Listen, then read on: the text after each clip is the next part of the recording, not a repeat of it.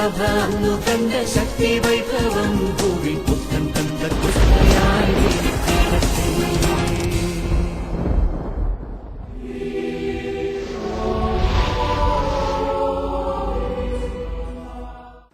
എന്നെ കേൾക്കുന്ന എൻ്റെ സഹോദരങ്ങളെ, മത്തായിയുടെ സുവിശേഷത്തിലെ 5-ാമത്തെ അധ്യായത്തിലെ 43-ാമത്തെയും 44-ാമത്തെയും വചനങ്ങൾ വളരെ ശ്രദ്ധേയമാണ്.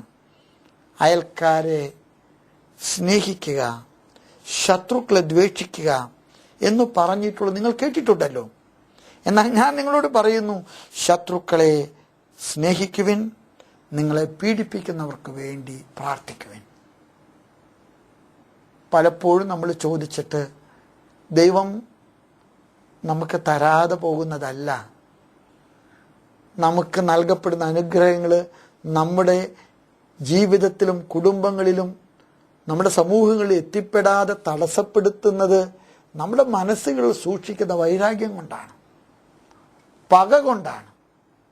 ചിലർക്ക് എന്നോട് പറയാറുണ്ട്, എത്രയോ പ്രാവശ്യം ധ്യാനത്തെ കൂടിയിരിക്കുന്നു, എത്രയോ പ്രാവശ്യം കൈവപ്പ് പ്രാർത്ഥന വാങ്ങിച്ചിരിക്കുന്നു, എത്രയോ പ്രാവശ്യം ആത്മാവിൻ്റെ അഭിഷേകം അനുഭവപ്പെട്ടിരിക്കുന്നു, പക്ഷെ ഞങ്ങൾക്കൊന്നും കിട്ടുന്നില്ല, ഞങ്ങൾ ആഗ്രഹിച്ചൊന്നും നടക്കുന്നില്ല. നിങ്ങളുടെ ശത്രുക്കളെ സ്നേഹിക്കുക, നിങ്ങളെ പീഡിപ്പിക്കുന്നവർക്ക് വേണ്ടി നിങ്ങൾ പ്രാർത്ഥിക്കുക. എന്നെ കേൾക്കുന്ന എൻ്റെ സഹോദരങ്ങളെ, നിങ്ങളുടെയൊക്കെ ജീവിതങ്ങളിൽ ആരോടെങ്കിലും പകയുണ്ടെങ്കിൽ, ആരോടെങ്കിലും വെറുപ്പുണ്ടെങ്കിൽ, ആരോടെങ്കിലും വിദ്വേഷം ഉണ്ടെങ്കിൽ, ഈ സമയം ഞാൻ കൂടെ അപേക്ഷിക്കുന്ന കർത്താവിൻ്റെ നാമത്തിൽ വിട്ടുകൊടുക്കുക. കുരിശിലെ രക്തം കൊണ്ട് കഴുകപ്പെട്ട നിന്റെ പാപങ്ങൾ മോചിക്കുന്ന കർത്താവ് നിന്റെ കാരുണ്യം കൊണ്ട്, നിന്റെ ഹൃദയത്തിൻ്റെ വലുപ്പം കൊണ്ട് നിന്റെ സഹോദരൻ്റെ പാപങ്ങൾ മോചിക്കുന്ന വിധത്തിൽ നിന്നെ വളർത്താൻ കാരണമാകട്ടെ. ഞാൻ നിങ്ങൾക്ക് വേണ്ടി പ്രാർത്ഥിക്കുന്നു. നിങ്ങളുടെ സർവ്വനിയോഗങ്ങൾക്ക് വേണ്ടി, ആവശ്യങ്ങൾക്ക് വേണ്ടി, അവശതകൾക്ക് വേണ്ടി, നിങ്ങളുടെ സങ്കടങ്ങൾക്ക് വേണ്ടി, നിങ്ങളുടെ ഹൃദയങ്ങളിൽ നിങ്ങൾ സൂക്ഷിക്കുന്ന പകയിൽ നിന്ന് നിങ്ങൾ വിടുവിക്കുന്നതിന് വേണ്ടി പ്രാർത്ഥിക്കുന്നു. കർത്താവായ ദൈവമേ, ഞങ്ങളെ കാണണമേ. നിന്റെ കുരിശിലെ പീഡാസഹനങ്ങളുടെ നടുവിലെ നീ നിന്റെ ശത്രുക്കളോട് പൊറുത്തത് ഞങ്ങളുടെ ഹൃദയങ്ങളിലെ നീ മുദ്ര വയ്ക്കണേ. ഞങ്ങളുടെ ഹൃദയങ്ങളിൽ വർഷങ്ങളായിട്ട് ഞങ്ങൾ സൂക്ഷിക്കുന്ന പകയും വിദ്വേഷവും വൈരാഗ്യവും വിട്ടുകൊടുത്തുകൊണ്ട്, സർവരോടും നിരുപാധികം മറന്നുകൊണ്ട്, പൊറുത്തുകൊണ്ട്, എല്ലാവരോടും അനുരഞ്ജനപ്പെട്ടുകൊണ്ട് നിന്റെ കൃപയുടെ വലിയ വരദാനങ്ങൾ സ്വീകരിക്കാൻ നിന്റെ മക്കളുടെ മേലെ നിന്റെ അനുഗ്രഹത്തിൻ്റെ വർഷം ഉണ്ടാകണേ. കർത്താവ് നിങ്ങളെയും നിങ്ങളുടെ കുടുംബങ്ങളെയും നിങ്ങളുടെ ആവശ്യങ്ങളെയും നിങ്ങളുടെ അവശതകളെയും നിങ്ങളുടെ സർവ്വ നിയോഗങ്ങളെയും നിങ്ങൾക്ക് നടത്തി തന്ന് നിങ്ങൾക്ക് അവിടുത്തെ സമാധാനത്തിൻ്റെ വലിയ സന്തോഷം നൽകി നിങ്ങളെ അനുഗ്രഹിക്കുമാറാകട്ടെ. ആമേൻ.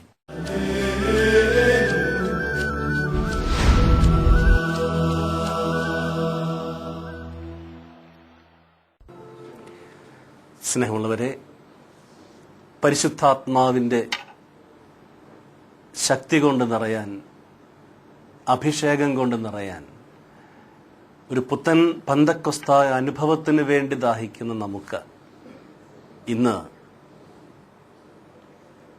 പുതിയ പെന്തക്കോസ്തായ അനുഭവം എന്ന് പറഞ്ഞാൽ നമ്മുടെ ഉള്ളിൽ വസിക്കുന്ന ആത്മാവിൻ്റെ ഉജ്ജ്വലനമാണ് എന്ന് മനസ്സിലാക്കിക്കൊണ്ട് നമ്മിൽ വസിക്കുന്ന പരിശുദ്ധാത്മാവ് നമ്മിൽ കത്തിജ്വലിക്കുന്നതിന് വേണ്ടി നമുക്ക് ആഗ്രഹിക്കാം. കണ്ണുകളടച്ച് കർത്താവിൻ്റെ ആത്മാവ് ഈ സമയം നമ്മിൽ കത്തിജ്വലിക്കാൻ ആഗ്രഹിച്ചുകൊണ്ട്, സിലിഹന്മാരുടെ മേൽ ഇറങ്ങി വന്ന പരിശുദ്ധാത്മാവ് അവരെ ഉജ്ജ്വലിപ്പിച്ചതുപോലെ ഈ സമയം കർത്താവെ എന്നെ അങ്ങ് ഉജ്ജ്വലിപ്പിക്കണമേ എന്ന് ആഗ്രഹിക്കുക. യേശുവേ, അങ്ങയുടെ പരിശുദ്ധാത്മാവ് ഞങ്ങളുടെ മേൽ ഈ സമയം ഒരു പുത്തൻ അഭിഷേകം നൽകട്ടെ. ഞങ്ങളുടെ ഉള്ളിൽ വസിക്കുന്ന പരിശുദ്ധാത്മാവെ ഞങ്ങളിൽ കത്തിജ്വലിക്കണമേ. സ്ലിഹന്മാരെ ജ്വലിപ്പിച്ചതുപോലെ ജ്വലിപ്പിക്കണമേ. കർത്താവെ, അങ്ങയുടെ തിരുവചനം ശ്രവിക്കുന്ന ഓരോ വ്യക്തിയും ഈ സമയം ആത്മ അഭിഷേകം കൊണ്ട് നിറയട്ടെ. ഹല്ലേലൂയ. യേശുവേ നന്ദി. സ്ലിഹന്മാരിൽ നിറഞ്ഞപ്പോ ശക്തിയേകി നയിക്കണേ. സ്നേഹന്മാരിൽ നിറഞ്ഞ ശക്തിയേകി നയിക്കണേ. നമ്മുടെ ആത്മാവും മനസ്സും ശരീരവുമെല്ലാം ദൈവവചനത്തിനു മുമ്പിൽ അർപ്പണം ചെയ്തുകൊണ്ട്, കർത്താവേ, അങ്ങയുടെ വചനം ശ്രവിക്കുന്ന ഈ നിമിഷങ്ങളിൽ ഞാൻ ലോകത്തിന്റെ ഏത് മൂലയിലായിരുന്നാലും ഈ സമയം ആത്മാവിന്റെ അഭിഷേകം എന്നിലേക്ക് ഒഴുക്കണമേ എന്ന് ദാഹിച്ചുകൊണ്ട് ഒരിക്കൽ കൂടെ ആത്മാവിന്റെ അഭിഷേകത്തിനു വേണ്ടി പ്രാർത്ഥിക്കാം. സ്ലേഹന്മാരിൽ നിറഞ്ഞപ്പോ ശക്തിയേകി നയിക്കണേ. സ്നേഹന്മാരിൽ നിറഞ്ഞപ്പോ ശക്തിയേകി നയിക്കണേ. യേശുവേ നന്ദി, യേശുവേ മഹത്വം, യേശുവേ ആരാധന. കർത്താവേ, ആത്മാവിന്റെ ഒരു പുത്തൻ അഭിഷേകം ഞങ്ങൾക്ക് നൽകണമേ. കർത്താവേ, ഈ സുവിശേഷ ശുശ്രൂഷയിൽ പങ്കാളികളാകുന്ന സകലരും അനുഗ്രഹിക്കപ്പെടാൻ, കർത്താവേ, അങ്ങയുടെ വചനം ശ്രവിക്കുന്ന ഈ നിമിഷങ്ങളിൽ തന്നെ പരിശുദ്ധാത്മാവിന്റെ ഒരു പുത്തൻ അഭിഷേകം, ഒരു പുതിയ പെന്തക്കോസ്തായ അനുഭവം നൽകി അനുഗ്രഹിക്കണമേ. ഹല്ലേലൂയ. യേശുവേ നന്ദി, യേശുവേ മഹത്വം, യേശുവേ ആരാധന. Praise the Lord. സ്നേഹമുള്ളവരെ, പുതിയ പെന്തക്കോസ്തായ അനുഭവം എന്ന് പറഞ്ഞാൽ ഇന്ന് എന്താണ് നമ്മൾ അർത്ഥമാക്കുന്നത്? ഇനി സ്വർഗത്തിൽ നിന്ന് പരിശുദ്ധാത്മാവ് നമ്മുടെ മേൽ വന്നിറങ്ങാനുണ്ടോ? അതോ ഈ ആത്മാവ് നമ്മുടെ ഉള്ളിലുണ്ടോ? കൊറിന്തോസുകാർക്കുള്ള 1-ാം ലേഖനം 3-ാം അധ്യായം 16-ാം തിരുവചനത്തിൽ പൗലോസ്ലീഹ പറയുന്നുണ്ട്,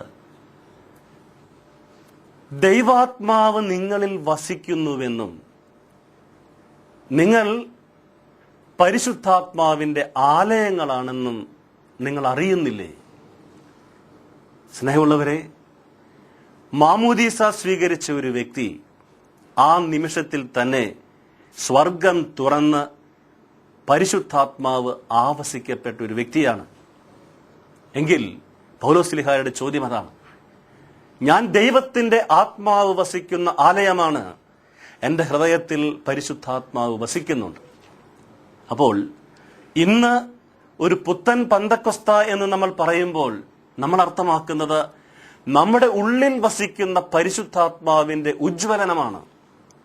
പൗലോസ്ലീഹ തെസ്സലോനിക്കക്കാർക്ക് എഴുതിയ 1-ാം ലേഖനത്തിൽ 5-ാമത്തെ അധ്യായത്തിൽ 19-ാം തിരുവചനം പൗലോസ്ലീഹ പറയുന്നു, ആത്മാവിനെ നിങ്ങൾ നിർവീര്യമാക്കരുത്. ആത്മാവിനെ നിങ്ങൾ നിർവീര്യമാക്കരുത് എന്ന് പറഞ്ഞാൽ പരിശുദ്ധാത്മാവ് നിർവീര്യമായി പോകാൻ സാധ്യതയുണ്ട്. അതുകൊണ്ടാണ് പൗലോസ്ലീഹ അത് പറയുന്നത്. ഇന്ന് ക്രൈസ്തവ ജീവിതത്തിൽ ഞാൻ നേരത്തെ സൂചിപ്പിച്ചതുപോലെ മാമോദീസായിലൂടെ ഒരു വ്യക്തിയിൽ പരിശുദ്ധാത്മാവ് വസിക്കുന്നെങ്കിൽ എന്തുകൊണ്ട് ഇന്ന് ക്രിസ്തീയ സാക്ഷ്യം കൊടുക്കാൻ നമുക്ക് കഴിയുന്നില്ല?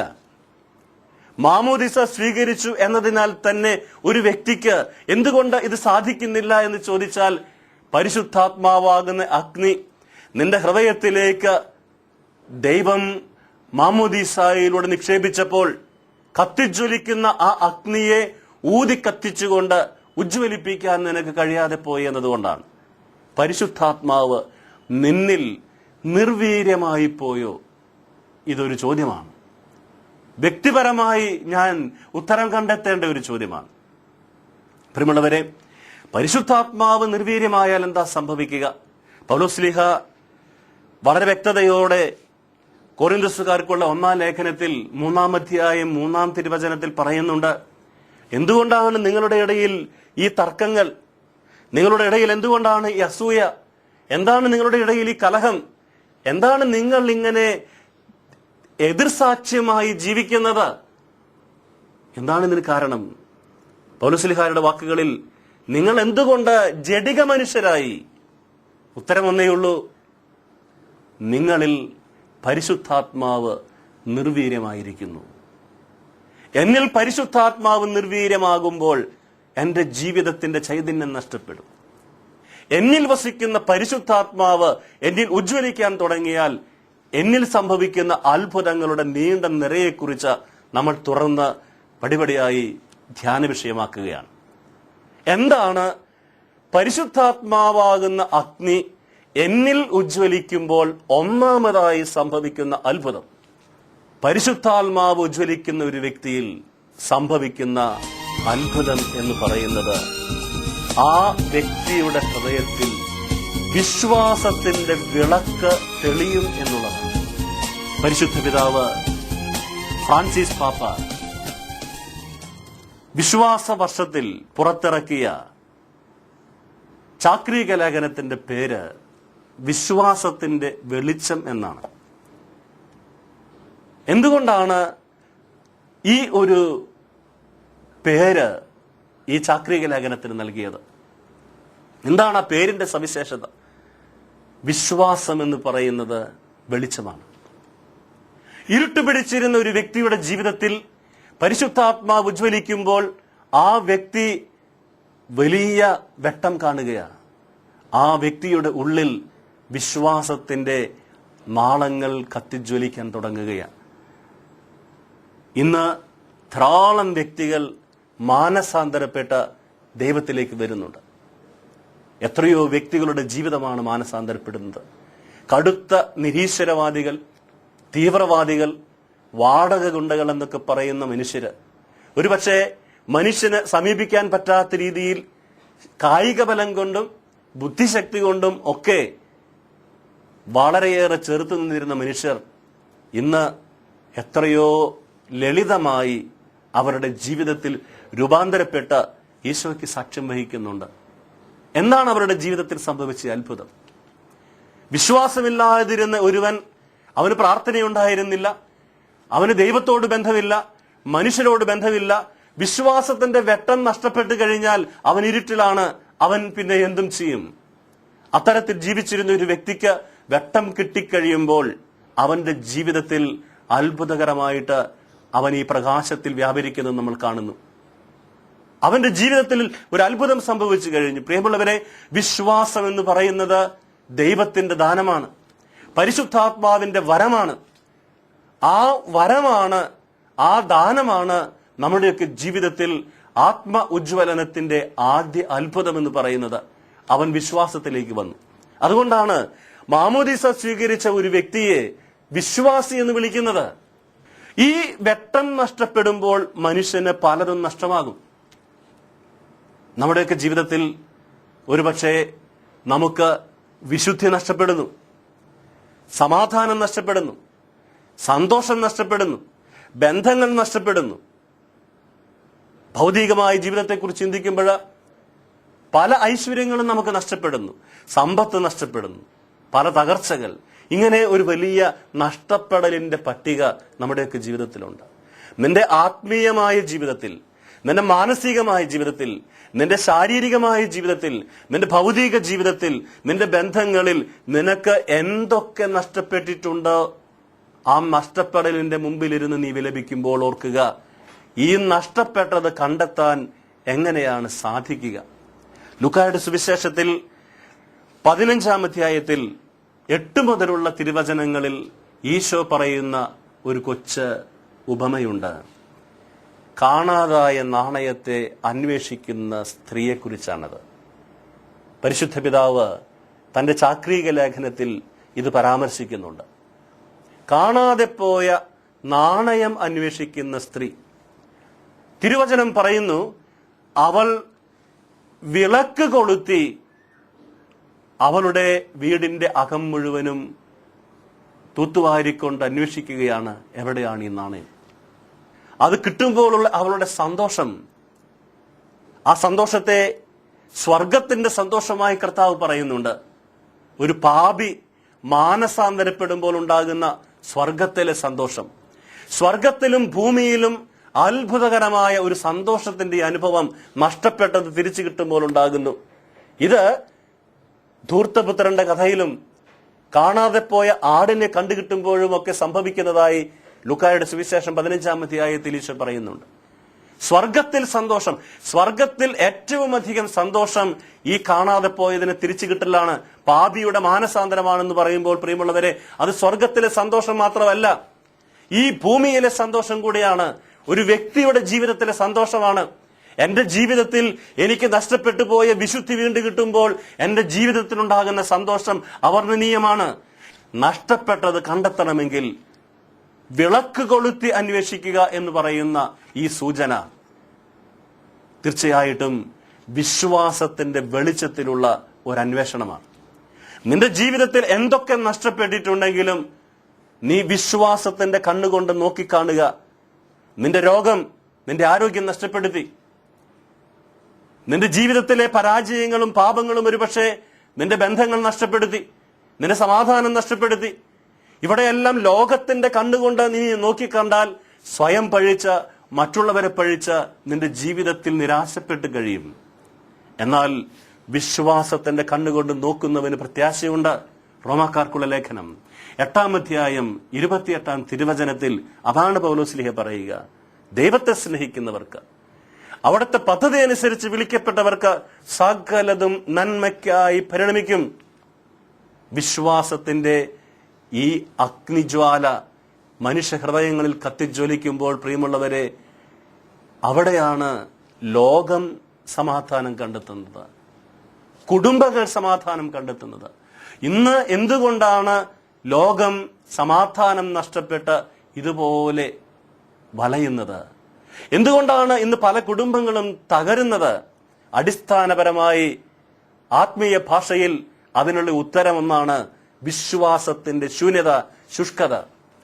വിപ്ലവങ്ങളും പ്രസ്ഥാനങ്ങളും നിരീശ്വര ചിന്തയുള്ള വ്യക്തികളും ദൈവത്തെയൊക്കെ മാറ്റി നിർത്തിയിട്ട് പുതിയ പുതിയ സിദ്ധാന്തങ്ങൾ ഇറക്കുന്നു. വിശ്വാസികൾ എന്ന് വിശേഷിപ്പിക്കപ്പെടുന്നവൻ അന്ധവിശ്വാസത്തിന്റെയും വിശ്വാസത്തിൽ ഇരുട്ട് ബാധിച്ചതിന്റെയും അവസ്ഥയിൽ മുന്നോട്ട് പോകുന്നു. ഇവിടെ എവിടെയാണ് ആത്മാവ് തെളിച്ച ആ തിരി, ആ വിളക്ക് കത്തുന്നത്? വിശ്വാസത്തിന്റെ ശുഷ്കത. വിശ്വാസത്തിന്റെ തീ അണഞ്ഞപ്പോൾ ലോകത്തിന് സമാധാനം നഷ്ടപ്പെട്ടു. വിശ്വാസത്തിന്റെ തീ അണഞ്ഞപ്പോൾ കുടുംബങ്ങൾക്ക് സമാധാനം നഷ്ടപ്പെട്ടു.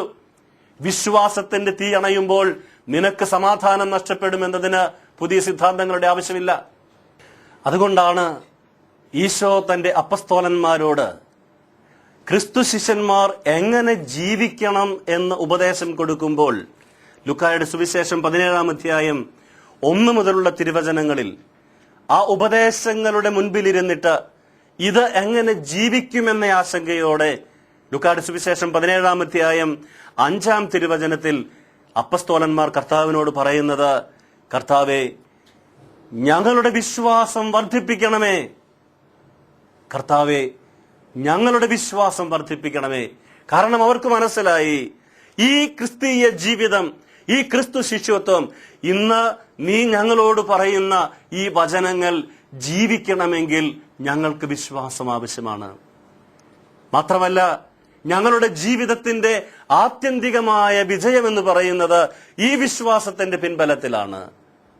കർത്താവ് യോഹന്നാന്റെ സുവിശേഷത്തിൽ 11-ാം അധ്യായം 40-ാം തിരുവചനത്തിൽ പറയുന്നില്ലേ, വിശ്വസിച്ചാൽ നീ ദൈവമഹത്വം ദർശിക്കും.